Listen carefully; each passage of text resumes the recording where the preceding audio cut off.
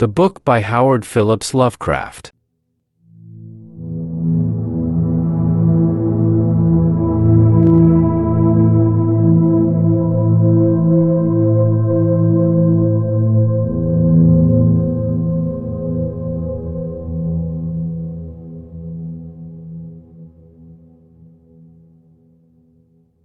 My memories are very confused. There is even much doubt as to where they begin, for at times I feel appalling vistas of years stretching behind me, while at other times it seems as if the present moment were an isolated point in a gray, formless infinity. I am not even certain how I am communicating this message. While I know I am speaking, I have a vague impression that some strange and perhaps terrible mediation will be needed to bear what I say to the points where I wish to be heard. My identity, too, is bewilderingly cloudy. I seem to have suffered a great shock, perhaps from some utterly monstrous outgrowth of my cycles of unique, incredible experience.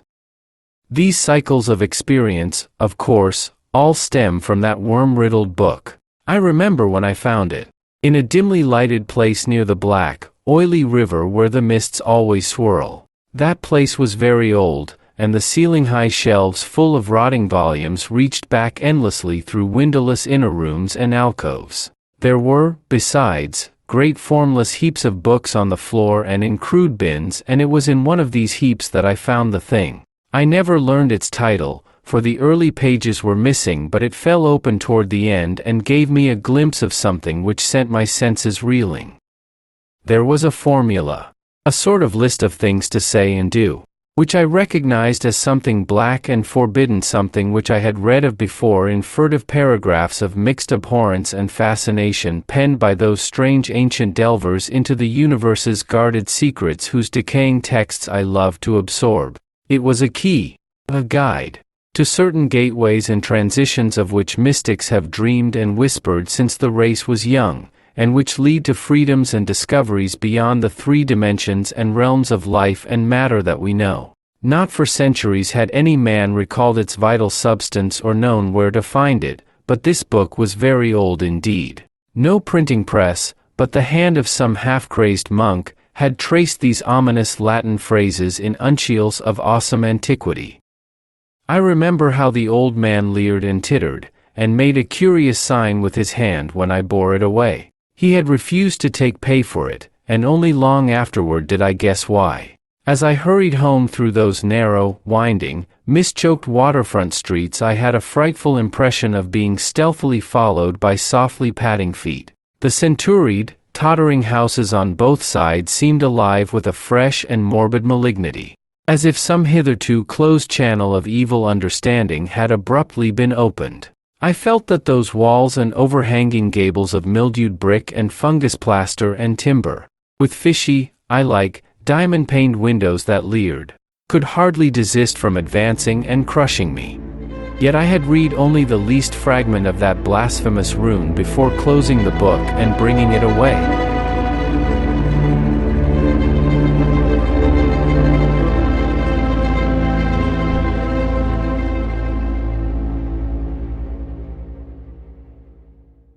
I remember how I read the book at last, white-faced, and locked in the attic room that I had long devoted to strange searchings. The great house was very still, for I had not gone up till after midnight. I think I had a family then, though the details are very uncertain, and I know there were many servants. Just what the year was, I cannot say, for since then I have known many ages and dimensions, and have had all my notions of time dissolved and refashioned. It was by the light of candles that I read. I recall the relentless dripping of the wax, and there were chimes that came every now and then from distant belfries.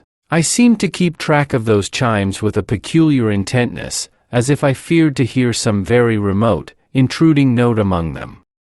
Then came the first scratching and fumbling at the dormer window that looked out high above the other roofs of the city. It came as I droned aloud the 9th verse of that primal lay, and I knew amidst my shudders what it meant. For he who passes the gateways always wins a shadow, and never again can he be alone. I had evoked, and the book was indeed all I had suspected. That night I passed the gateway to a vortex of twisted time and vision, and when morning found me in the attic room I saw in the walls and shelves and fittings that which I had never seen before. Nor could I ever after see the world as I had known it. Mixed with the present scene was always a little of the past and a little of the future, and every once familiar object loomed alien in the new perspective brought by my widened sight. From then on I walked in a fantastic dream of unknown and half-known shapes, and with each new gateway crossed, the less plainly could I recognize the things of the narrow sphere to which I had so long been bound. What I saw about me none else saw, and I grew doubly silent and aloof lest I be thought mad. Dogs had a fear of me, for they felt the outside shadow which never left my side. But still I read more. In hidden, forgotten books and scrolls to which my new vision led me, and pushed through fresh gateways of space and being and life patterns toward the core of the unknown cosmos. I remember the night I made the 5 concentric circles of fire on the floor, and stood in the innermost one chanting that monstrous litany the messenger from Tartary had brought. The walls melted away, and I was swept by a black wind through gulfs of fathomless gray with the needle-like pinnacles of unknown mountains miles below me. After a while there was utter blackness, and then the light of myriad stars forming strange, alien constellations. Finally I saw a green-litten plain far below me, and discerned on it the twisted towers of a city built in no fashion I had ever known or read of or dreamed of. As I floated closer to that city I saw a great square building of stone in an open space, and felt a hideous fear clutching at me. I screamed and struggled, and after a blankness was again in my attic room, sprawled flat over the 5 phosphorescent circles on the floor. In that night's wandering there was no more of strangeness than in many a former night's wandering, but there was more of terror because I knew I was closer to those outside gulfs and worlds than I had ever been before.